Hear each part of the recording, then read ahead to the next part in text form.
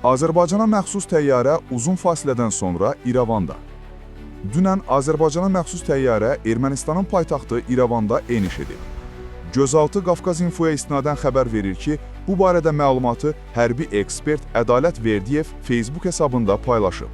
Uzun fasilədən sonra oktyabrın 21-i Azərbaycan təyyarəsi İrəvan hava limanına enib, deyə o qeyd edib. Məlumata görə təyyarə Azərbaycan və Ermənistan vətəndaş cəmiyyəti nümayəndələrinin görüşü üçün İrəvana yola düşən azərbaycanlı ekspertləri daşıyıb. Bu haqda Sputnik Ermənistan da yazıb. Qeyd edilib ki, Bakıdan gələn xüsusi reys dünən təqribən 16:00-da İrəvanda yerə enib.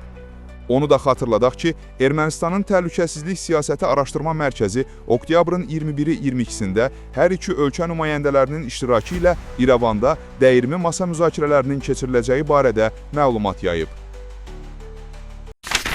Gündəlik hadisələrdən xəbərdar olmaq üçün bizi izləyin. Söz altında yox, göz altıda qalın.